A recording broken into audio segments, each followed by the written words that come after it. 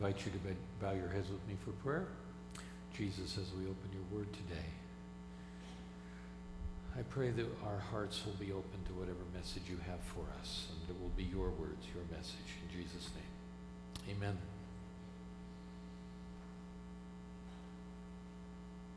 We are looking at how God calls us as a people to head one way when the world is heading the other. If we as the people of God are not going the opposite direction of the world, we're probably not going the right direction. God calls Isaiah to walk a different direction, talk a different talk, make God all and everything, live his life by the word of Torah, and be a living testimony that God's ways are life. How in the world is the world going to know there's a better way to live if somebody isn't out there living it? We're not talking about living a godly life for the sake of getting salvation. We're talking about the saved living a life so that they can experience life of God and show the world that there is life to be had, that there is a better way to live. There is life to be had in God. His ways are good. So, Torah and testimony. We've been asking ourselves the question for a long time now. Do we actually believe what the Torah teaches? We spent a number of weeks talking about origins. Do we believe in creation, the flood, the original scenario that God gives us? Based on that, we're now asking ourselves the question, do we believe what the Torah teaches regarding morality, family, gender, and sexuality? We've come up with some presuppositions from our study. Number one, we're made in the image of God, not the image of beast. Number two, our hearts were made in and for paradise, not for the evolutionary struggle. Number three, we can't improve on paradise. Anytime we try, we only break things when we try to improve what God has done, and that's called sin. Human history is one of breaking just about everything and each other. Devolution, entropy, falling apart. And however our lives differ from paradise is not how we've evolved or progressed, but how we are broken. So we've been looking at morality, and believe it or not, the best I can tell, just about every passage relating to morality in the Torah keys back into marriage, the basic family unit that God put together to build society on. Government can create one property called civil marriage. Humans can create one body, sexual relations. Only God can do one flesh. It's a creative miracle. As he took the original Adam and split him into two human beings, that was a miracle. We couldn't do that. We'd only make a mess. So he took the two and brought them back together. And that's what biblical marriage is God bringing two people, a man and a woman, together to become one flesh. Something only God can do. It's a miracle of creation every time it happens. And we've discussed that one flesh is the only safe place for one body. When two people come together sexually, there is a joining that happens that if you ever split that apart, you are left broken, pieces left behind.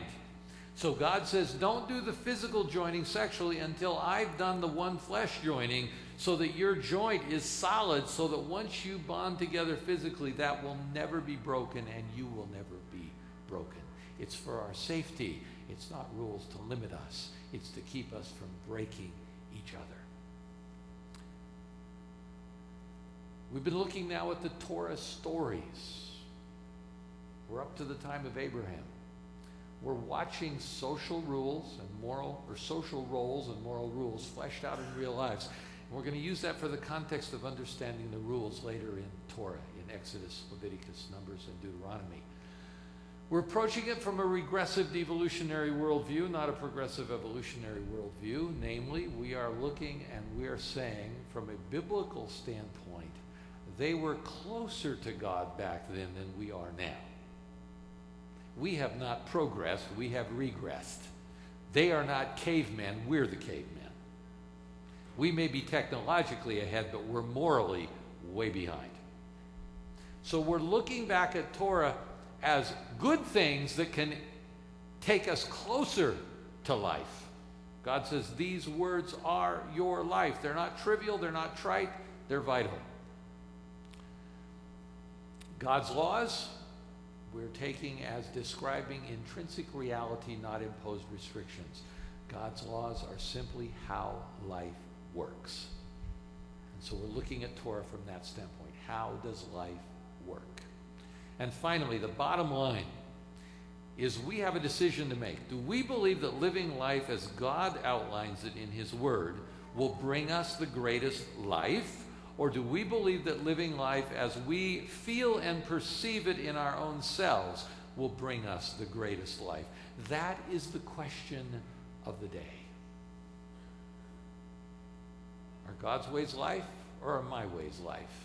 Choose ye this day whom you will serve.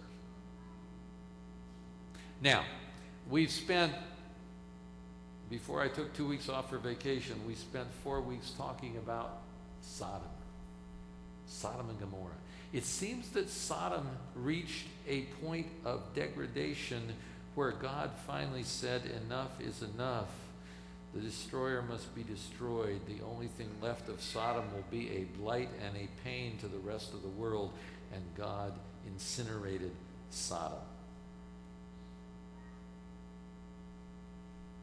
And I suggested that there's this generally drawn conclusion that says the sin of Sodom is what finally causes God to start incinerating cities. And you know what the sin of Sodom is? These men demanded to have sex with other men. And I suggested when we looked at this from a larger biblical standpoint, if it had been women demanding to have sex with those men, or if it had been men demanding to have sex with a couple women visitors, I don't think God would have said, okay, that's fine. We'll call off the destruction here. As long as it's heterosexual sin, we'll live with it. But when you get homosexual sin, then we have to lower the boom. And I've heard that said over and over again. You know, God finally incinerated the city when it was homosexual sin. And I really don't think God would have called it off. You know, God isn't any cozier to heterosexual sin than homosexual sin. I don't think that's the difference. But there is some kind of a critical mass that sin can become impregnated into society, indelibly part of society, to where there's nothing left but destruction. And God finally acts. I think that's what we see at the flood, although we don't know the details, except that the thoughts of the hearts of men were nothing but evil continually. What does that tell you? There was nothing left for God to work with. In Genesis 6, we've talked about this before, says that God saw that the destruction of all flesh had come before His face. And I don't believe that meant God saw He was going to destroy all flesh. God saw that if He did not intervene, the world would self-annihilate. It's kind of like the frogs in the water, you know, in the kettle. It's heating up slowly, and they can't tell anything's wrong. And we, in our world, in our sin, in our sinful societies, and in our sinful lifestyles, we get so immune and so used to the degradation, the moral and social degradation, that we don't realize that we are on the tipping point of self-annihilation. But God looks down and He sees that. And so He sends a Noah and He builds a boat and He says, the whole thing's going to go down, so here's the rescue. Anybody who wants to survive, this is the way. And then He washes the rest of it out. The flood is not a judgment, it's a rescue. If God hadn't brought the flood, nobody would have survived. And even then, He only managed to convince 8 people to trust Him, that self-annihilation was just around the corner. And I believe it's exactly, must be the same thing that happened with Sodom. There was nothing but evil in the thoughts of all the people continually. And when He tried to rescue some, Lot didn't even want to leave. And his wife looked back and her heart was there. There's some kind of a critical mass of corruption that develops where God finally moves. He can't let it go on. The destroyer must be destroyed, or all will be destroyed. There's an interesting passage in Genesis 15. Genesis 15, God makes a promise to Abram. Now, God has said to Abram, verse 7, I am Yehovah who brought you out of the land, out of Ur of the Chaldeans, to give you this land to inherit. He says, look up at the stars, count the sand of the sea. Your inhabitants will be innumerable, and they will have this land that you're on, which is currently the land where the Amorites and the Canaanites are living. And Abram says, there's a problem here. You know, I'm in my 80s, my wife's in her 70s. We have no children. Hasn't happened yet. So maybe my heir, Eleazar, maybe he'll be the one through whom you build this great nation. God says, no, it's going to be you. You're going to have a child. And then God says to Abram, I want you to go take, and he names some animals, and he says, I want you to gather these animals. I want you to kill them. I want you to cut them in half and put half of the animal here and half of the animal there and line them all up. Now, this is kind of gruesome. But this, if you look back into the ancient culture where Abraham was, this was a typical thing that was done. When one king would conquer another king, the conquered king would be required to walk between the halves of the animals and say, I will be loyal to the one who conquered me, or may be done to me what was done to these animals. So it was a way of saying, of making a covenant. And so God says to Abraham, I want you to cut these animals in half and line them up. Okay, now what would Abraham expect? God's the big guy and Abraham's the little guy, right? So Abraham's going to expect that God is going to have him walk up and down between these animal halves and say, may this be done to me, and more so if I do not keep the covenant.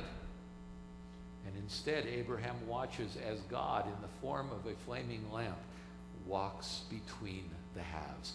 And God says, I'm making a covenant with you. May it be done to me, and more so, if what I promise you does not come to pass. God swears himself to fulfill his promise. And what's his promise? You and your descendants will inherit this land. Verse 13, know certainly that your descendants will be strangers in a land that is not theirs, and will serve them, and they will afflict them 400 years. That was Egypt. And also the nation whom they serve I will judge. Afterward they will come out with great possessions. That's the Exodus, 400 years in advance. And now as for you, Abram, you will go to your fathers in peace. You will be buried at a good old age. But in the fourth generation, they, your descendants, will return here. For the iniquity of the Amorites is not yet complete. It's an interesting phrase. The iniquity of the Amorites. Amorites is a general term for the Canaanites, the Amorites, and the various different ites that were there, the tribes that were in the land of Canaan at that time. God says, I'm going to give you the land, but not for another 400 years, because the iniquity of the current inhabitants is not yet complete. What in the world is that talking about? It's as if God says, I'm still working with these folks. I know I'm actually going to lose. They're turning away from me. I'm trying to bring them back. They're not listening. But God says, even though I know ultimately they're going to reject me to the point where they corrupt their society to the point of implosion, I will not step in on what I know is going to happen. We have to play it out. If you have two children and one is a saint and the other's a reprobate, what do? You love them both as long as you can love them. Isn't that right? But there comes a point, if one is doing too much damage, that you finally have to say enough is enough. You can't do it here. And it's as if God is saying here, I know the end is not going to be good, but there's still something to work with. There's still some that are listening, and as long as I can appeal and call and draw, I will. But I also know that in the end, I'm going to lose these people. They're going to turn their back on me completely. But I'm not going to move them out until there's nothing left to work with. You see, I think this is what we have at the flood. God waits until all the thoughts of all the people are nothing but evil continually. I believe we have the same thing at Sodom. By the way, God spent 120 years trying to bring the pre-flood world to their senses, right? You know, if he would have had the whole world lined up to get on the ark, he could have just called off the flood. But it ends up, sure enough, nobody was listening except Noah and his kids. I believe that as God pled with the pre-flood world for 120 years, I don't believe Sodom only got the angels one evening before the next day fire fell. I don't know the stories. We don't have them written down. But based on who God is and his character, I believe God worked for years to try to call the people of Sodom back to him before the fire finally fell.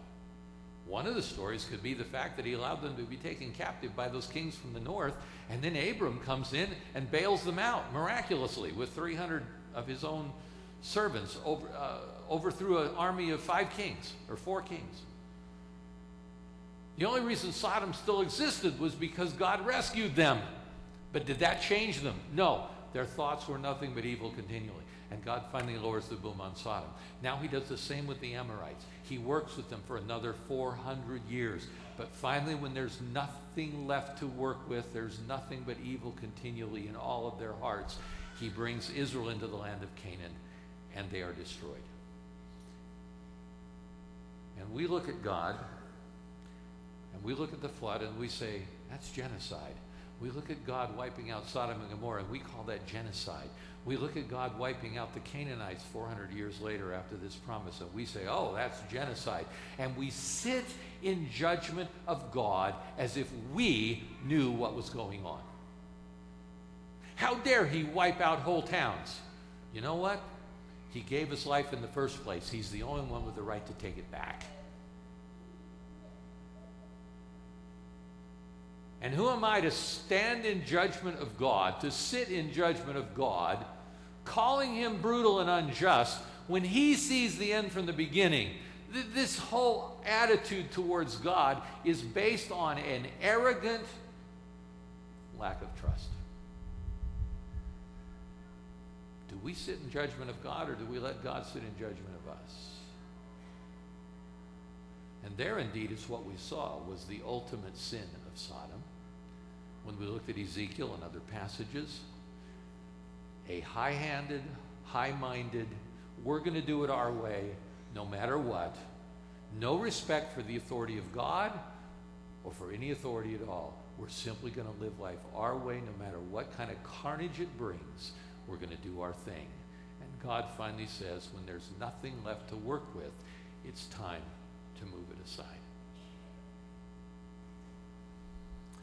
So Matthew 24 says, as it was in the days of Noah, so will the coming of the Son of Man be. For as in the days before the flood, they were eating and drinking, marrying and giving in marriage until the day that Noah entered the ark, and did not know until the flood came and took them all away. So also will the coming of the Son of Man be. So as it was in the time of Noah, so it will be in the time of the end.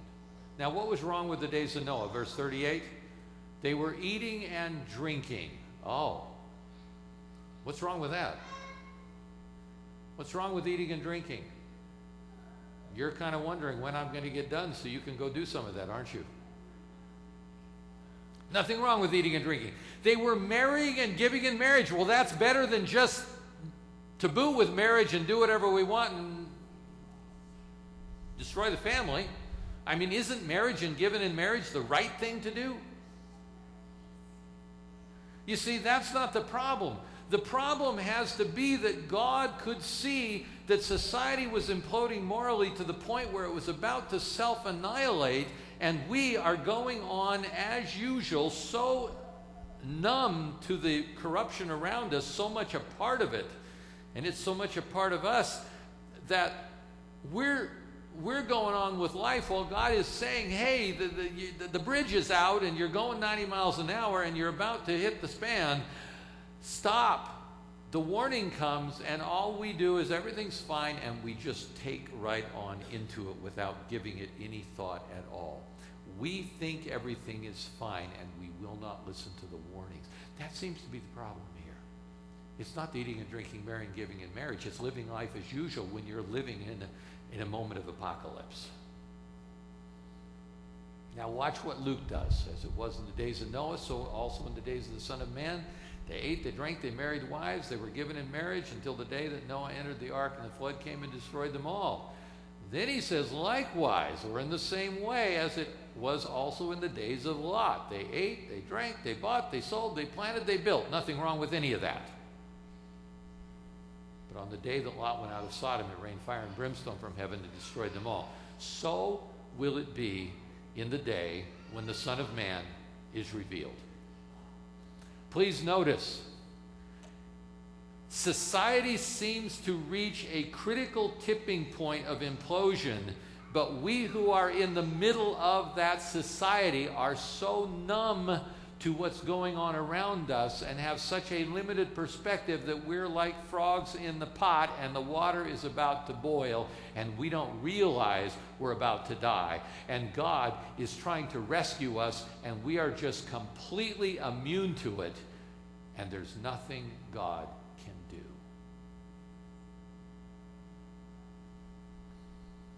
One more passage that deals with Sodom and Gomorrah, actually two passages, found in 1 Peter 2 and Jude 1 verse 6.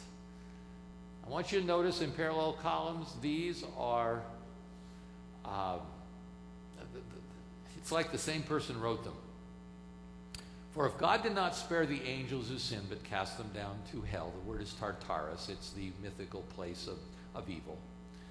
Notice in Jude, the angels who did not keep their proper domain, but left their abode, and delivered them into chains of darkness, reserved in everlasting chains of darkness, to be reserved for judgment, the judgment of the great day, and did not spare the ancient world, but saved Noah, one of 8 people, a preacher of righteousness, bringing the flood on the world of the ungodly. Notice, this starts with the fall of the angels from heaven. It says, as the fall of the angels from heaven, when they turned their back on God, and he could not win them back with anything, so with the flood, and Noah, when their thoughts were nothing but evil continually. Now continuing on, as Sodom and Gomorrah, turning Sodom and Gomorrah and the cities in like manners, having given themselves over to sexual immorality and gone after strange flesh, he turned them into ashes, condemned them to destruction, making them an example, set forth as an example to those who afterward will live ungodly, suffering the vengeance of eternal fire. So it says, like with the angels that fell from heaven,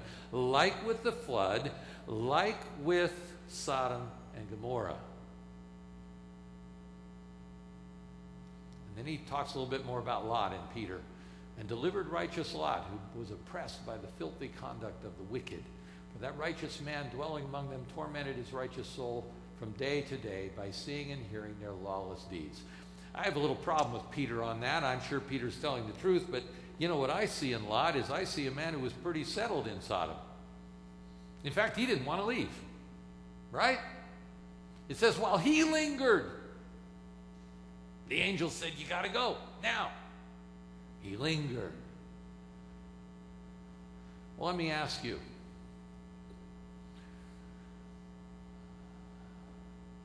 Do you see the corruption in the world around you? Do you see how it invades your life, your home, your job, everything you do? We see and we feel the corruption around us, but don't we linger? We're kind of used to this place. It's not that bad. If God said, leave it all right now and follow me, we'd say, well, I got all this stuff. Do I really have to go? So maybe we're a bit like Lot. We're a bit like Lot.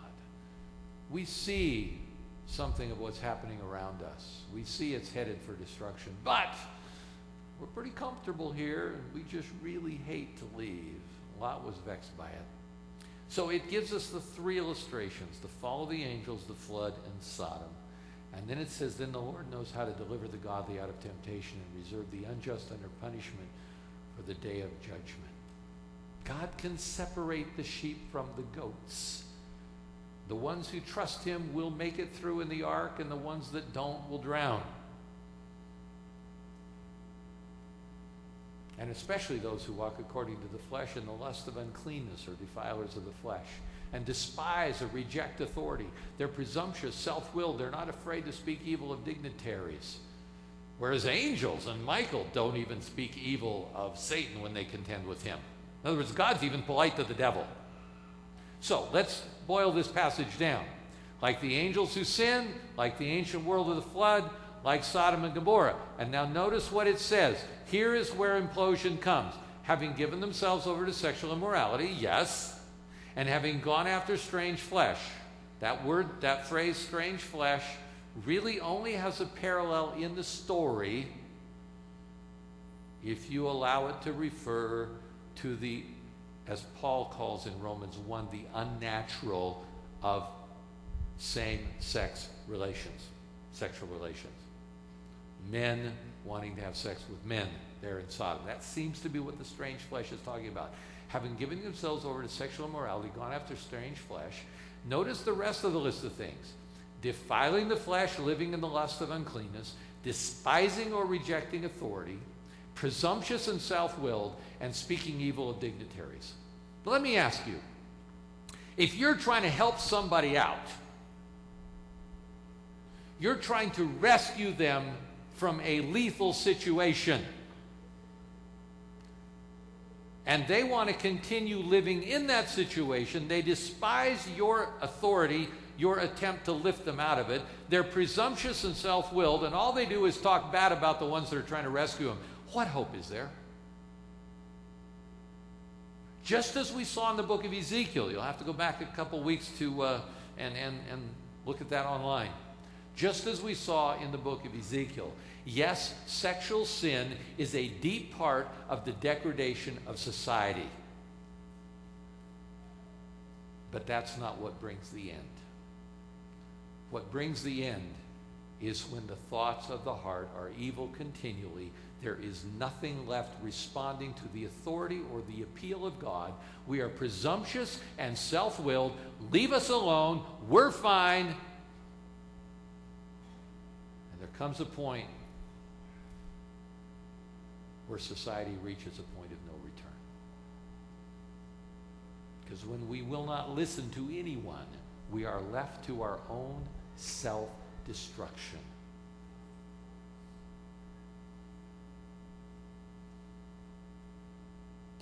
Now, here's where I want to go with this today.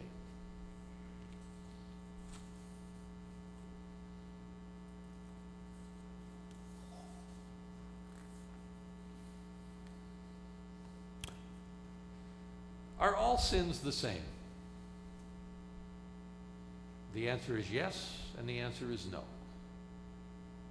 The yes is that all sin leads to death. Whether stealing a candy bar or committing mass murder, the outcome of that activity, that approach to life, will be death. Why? Because when Adam and Eve ate of the tree, it wasn't the fruit, it was the act of eating. God said, don't eat, they ate. It was saying, God, will do it our way, leave us alone, we'll run on our own. And if you disconnect from God, who's the source of life, you are at best the Energizer Bunny. You will eventually run down to a dead stop. That's why God couldn't let Lucifer take over the universe, because he's a life receiver, not a life source. So if God would have left and let Lucifer run things like he wanted to, when Lucifer said, I'll be like the Most High, the universe would immediately ground down to dead cold. God is life. We are not life. When sin is saying to God, go away and leave me alone, I'll do it my way. Being self-willed, presumptuous, despising authority, and speaking evil of the great dignitary God. Leave me alone. And if God ever leaves us alone, we're dead, because he's life.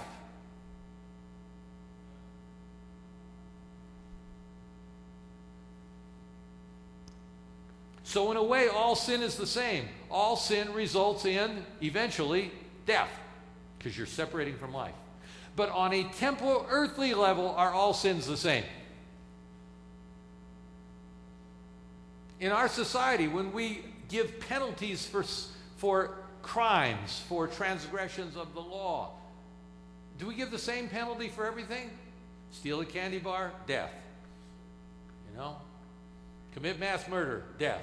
No, we have, and God in Torah has different levels of penalties. Some sins require restitution, sometimes restitution times 2, sometimes times 5, sometimes banishment, sometimes death.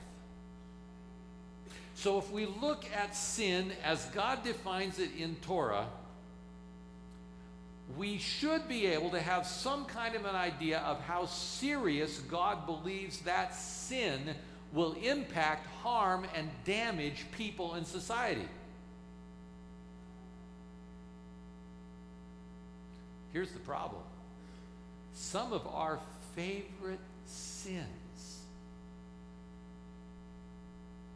God puts the highest penalties on. Oh. But I like that sin. It can't be that bad. It feels pretty good. I'm enjoying myself. But God says death. What kind of a brutal person is God who would kill somebody, say that the penalty is death on a temporal level over that? And we sit in judgment of God instead of letting God inform us of how lethal some things are that we actually kind of like. We refuse to let God inform us about how dangerous certain sins are. We want to inform Him that it's not really that bad. Who do we think we are? Talk about despising authority, presumptuous, self-willed, and speaking evil of dignitaries. We sit back and accuse God of overreacting instead of sitting back and saying, God, you must know something about this I don't understand. And where it really gets us is sexual sin. Adultery, what's the penalty in Torah? You break up a marriage, you break up your marriage and another marriage, what's the penalty? Death. Incest, what's the penalty? Death. Fornication, sex outside of marriage, what's the penalty? Well, let's see, if she was not betrothed, she's your wife for life. You don't take her and throw her out. Some people call that brutality. I call it God saying, I got to protect women from men. They're a little too predatory. But if she's been betrothed, death. Penalty for homosexual sin? Death.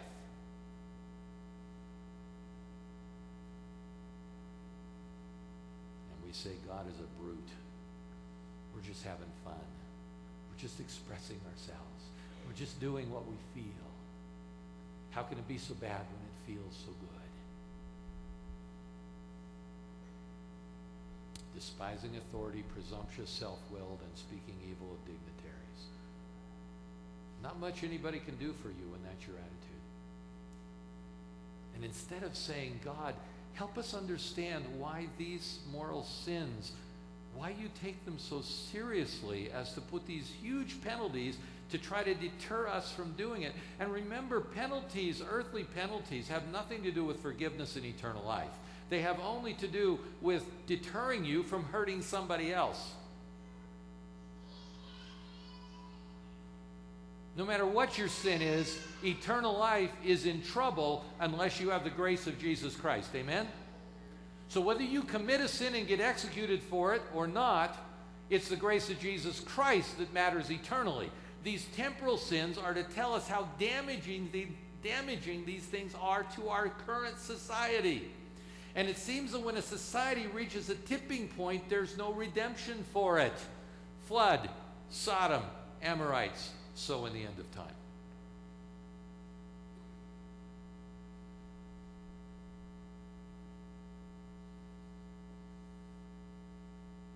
And here's my little polemic for today.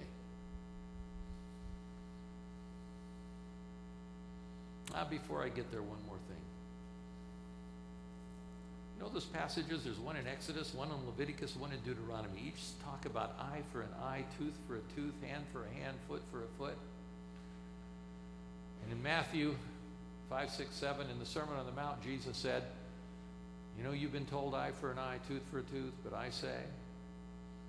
People take that and they say, see, the eye for eye, tooth for tooth, that was brutality. God allowed it in the Old Testament, but now he doesn't allow it in the New. Baloney. In the Old Testament, eye for an eye, tooth for a tooth means after due process, with proper investigation, judgment, and sentencing, the punishment fits the crime. That's all it is. The Old Testament isn't he hit you, you hit him. The Old Testament is if he hits you and knocks your eye out, you take him to court. And if he's found to have done it willfully with malice aforethought, with the intent to harm you, then his eye goes. It makes some eminent sense. If you get your tooth knocked out, you don't take his eye out, only a tooth. The punishment fits the crime. Now what do? We stack people up in prisons. You knock somebody's eye out, you sit for 5 years and do nothing. They didn't have massive prison systems back then. You knock out an eye, you lose your eye. You knock out a tooth, you lose your tooth. Not revenge, due process. Oh, and I love the one in Deuteronomy. If you are a false witness in a court proceeding and you bear false witness against that person that would cause them to lose their eye, and you're found to be a false witness, you lose your eye. You false witness that would cause them to lose their life, you lose your life. Very clearly, God puts a hierarchy on how bad things are and says the punishment should fit the crime. Other cultures in the day, they just killed you for everything. God is getting some justice in here. Jesus didn't do away with that. He did away with the fact that the Pharisees had turned eye for eye into a system of revenge. And he said, no, that's not it. But very clearly, God sees different levels of punishment for different levels of sin on planet Earth. So why does he treat sexual sin so severely? After all, consenting adults, what does it matter? And here's what I think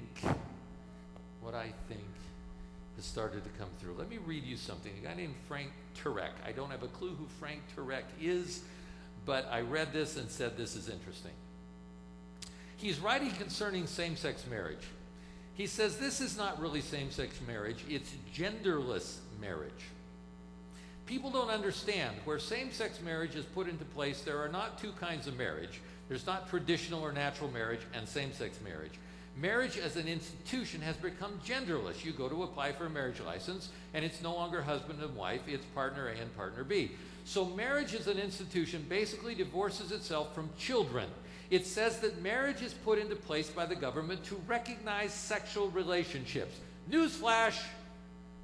That's not why the government recognizes marriage or why the government promotes marriage. The government promotes marriage primarily for the procreation and nurturing of the next generation. It does not do it to recognize that two people love each other. In fact, around the world, most marriages are arranged. It has nothing to do with romantic love. It has to do with the perpetuation and the stabilization of society. Now, by saying that heterosexual and homosexual relations are the same, what you are saying now is marriage has nothing to do with children. It's just about coupling. And when that happens, it leads to all sorts of perverse outcomes. You have people having children but not getting married, and illegitimacy, as you know, is a disaster. Here's what I hear him saying. And here's what I think God is ticked about. As a society, we have stopped caring hardly at all about whether when we do what could produce a child, which is the most sacred, precious thing in the universe, God holds people in high regard. Amen? They're worth his life. And we go off just because the hormones are raging, we feel like it, it seems like this is the time, and we go off and do what produces children without giving it 5 minutes of thought as to whether if a child is produced, that child will have the right home to grow up Here's the problem with the sexual revolution. It's not that everybody's having sex with everybody else, although that is a problem because we're breaking each other apart. But we've already dealt with that. The other problem with the sexual revolution, starting in the 60s and on, when, hey, everybody's doing it, just go do it and have a good time, is that we as a society decided it did not matter that children have homes. And then we added a welfare system that actually made men irrelevant and rewarded fatherless homes. And in the last 50 years, we have proven that as a society, we really don't care nearly as much about children and their welfare as we do about our own sexual desires. And it doesn't matter if it's heterosexual or homosexual or any other kind of sexual. We just want to do what we want to do and let the kids live with it. And then we have junk science telling us it doesn't matter if that child has only a mother or only a father or two mommies or two daddies or mama and a different dad or dad and a different mom. It's all okay. And what we're saying is, God, you don't know what you were doing when you set up society. You know, it still takes a sperm and an egg to make a baby. I don't care whether you do it person to person or in a test tube. It still takes a male and a female to produce a child, which we're too smart in our scientific arrogance to see the obvious. God intended a child to have a mother and a father and to be raised by them. And he intended a mother and a father to make a commitment to each other that he seals, called one flesh, that is strong enough that that child can be raised by that mother and that father. Not just any mother and any father. Now, let me tell you something.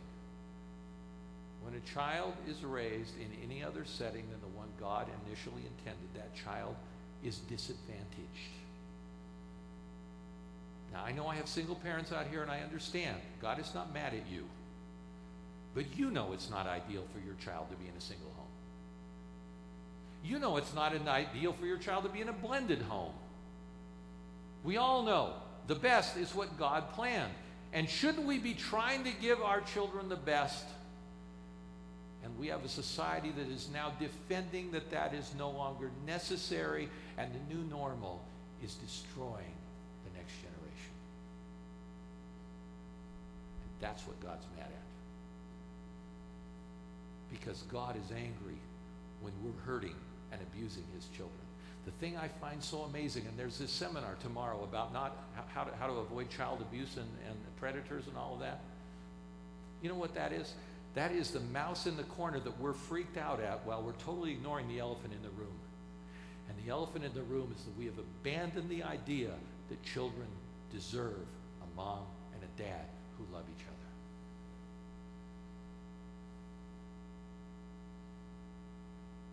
Your children need a mom and a dad who are working on their relationship to keep that home stable, so those children see problem solving and affection and respect and all the good things that we need to see in order to know how to do that in our life when we grow up. So I'm telling you, if you're in a marriage and you've given up and you're just cold and you're fighting and you're just not even trying to make it work anymore, you're damaging your children. You owe them better than that. Grow up, become adults, and work on that relationship. If you're already in a single situation, God understands. But it's not ideal. If you're thinking about divorce, think again. What about your kids? Are you not adult enough, the two of you, to sit down and put your home back together? Or do we just throw it out and let the kids try to survive? And we hyper-focus on protecting our children, the mouse in the corner, while we ignore the elephant in the room, that we are a society that has walked away from responsibility for the next generation. God calls on adult human beings to have enough self-control to put a home together before they do what makes a baby. And we as a society have abandoned that. And then some of us, in our high and mighty, my sin's not as bad as your sin standpoint, we want to go to Sodom and say it's the homosexuals. That's when the world comes. That's when the fire falls. I say no. Stop hiding behind somebody else's sin and claiming you're better. God is no more high on heterosexual lust than homosexual lust.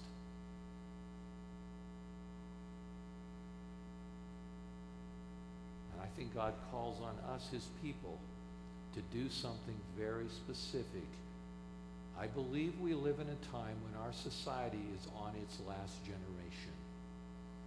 We cannot make it the way we're raising our children. When a society cannot raise children with a future, it's done. It's Sodom. It's the flood. It's the Amorites. I believe we're right there. I think God can look at our society and say, I see the end of all flesh is before me. So what do we do? Do we sit in the seat of the scornful and throw tomatoes at all those sinners? Or do we need to roll up our sleeves, recognizing there's something terribly wrong with our world, and do what little we can in the power of God to make a difference? Right in our own church, there are a lot of kids that have only one parent. Men, we should be gathering around some of those fatherless young men and being dad. Women, you should be gathering around some of those motherless young men and women and being mom. That's what church needs to be. We need to become the village that helps raise the children when the village has gone belly up.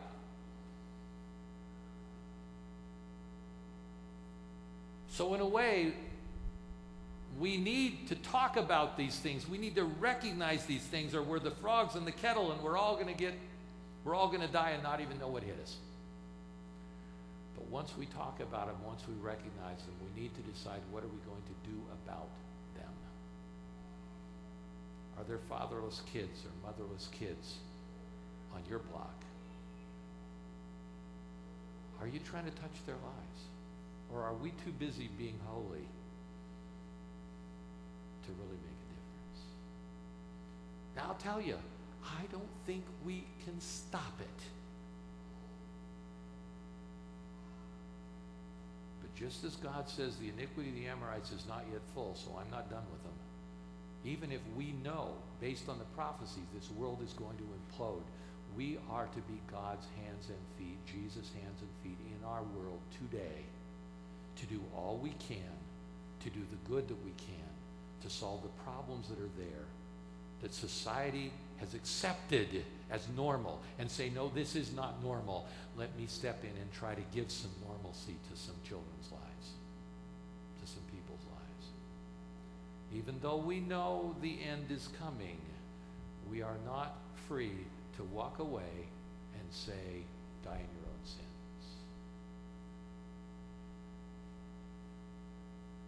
Now, I'm not quite sure where to go with this, but I'm convinced that's what we need to be doing. We need to make it. Christians should stop being known as the people who are yelling at sinners. Yes, we should be known as the people who are willing to call sin by its right name. That is wrong. Now, how can I help? We should stop being known as the ones sitting in the seat of the scornful yelling at sinners. And we need to be known as people who are giving everything we have to try to somehow pick up the slack where our society has gone soft. Does that make sense? I want you to go home and pray about that and think about that. What does this mean? What does this mean? But I will tell you, I believe what God is mad at is not heterosexual immorality or homosexual immorality or anything else like that. What he's mad at is when a society abandons its own children to the fate of their own lustful desires. Because that means our society has no future. Nowadays, just do what you want to do. If it produces children, let them be raised in less than ideal circumstances or kill them. 1.5 million abortions every year. People, I'm sorry, but I don't care how much we talk about protecting children. Our society does not value children. It's proven in so many ways that our little hypersensitivity to child abuse is not enough to mask the blatant elephant in the room that we gave our kids up to make their own way about 50 years ago. And we need to stop throwing stones at other people's sins and rise up and take our place as the family of God to try to make a difference in the pain that our society has legitimatized and accepted as the new normal. Think and pray on that. Jesus, give us some wisdom to know what to do. Let us not be known as people who rail at sinners. We need to understand what your word says, but we also need to understand that you call us to rise up and be your hands and feet and make a difference in people's lives. May we look at our society with different eyes from now on. May we look for where, because we understand the ways of God, because we understand your perspective on what is good, bad, and how bad. May we look out at the rest of society and not condemn them for where they are, but may we dive in to make a difference where the rest of the society doesn't even realize it's gone that bad. May we be the rescuers as the ship is sinking. May we give our lives to that. We pray in Jesus' name.